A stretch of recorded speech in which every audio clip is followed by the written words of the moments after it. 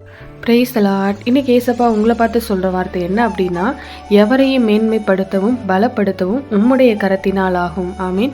இன்னைக்கு உங்கள் வாழ்க்கையில் ஏதோ ஒரு காரியத்தை குறித்து தாழ்வு மனப்பான்மையில் எனக்கு அவ்வளோதான், என் வாழ்க்கை அவ்வளோதான், என் குடும்ப சூழ்நிலையும் ரொம்ப கஷ்டமான நிலைமையில் இருக்குது, நான் ஒரு படிக்காதவன், எனக்கு ஞானமே கிடையாது அப்படின்னு உங்களையே நீங்கள் தாழ்த்தி குற்றப்படுத்திகிட்டே இருக்கீங்களா?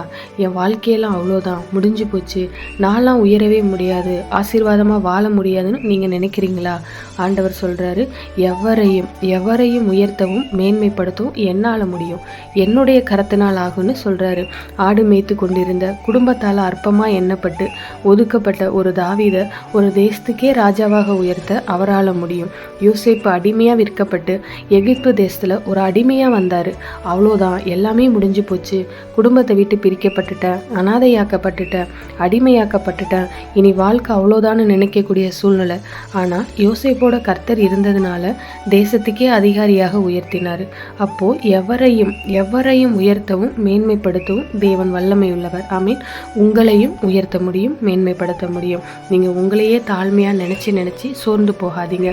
குடும்பம் இப்படி, என் வாழ்க்கை இப்படி அப்படிலாம் நினைக்காதீங்க. கர்த்தரால் உங்களை உயர்த்தி மேன்மைப்படுத்த முடியும். அவர் தான் சொல்கிறாரு, என்னால் யாரையும் உயர்த்த முடியும், மேன்மைப்படுத்த முடியும். உன்னை மேன்மைப்படுத்தவும் உயர்த்தவும் என்னால் முடியும்னு ஆண்டவர் சொல்கிறாரு. விசுவாசிங்க. விசுவாசத்தோட இந்த நாள் முழுவதும் இந்த வார்த்தையை அறிக்கையிடுங்க. கட்டாயம் உயர்வையும் மேன்மையும் உங்கள் வாழ்க்கையில் நீங்கள் காண்பீங்க. ஆமீன். God bless you.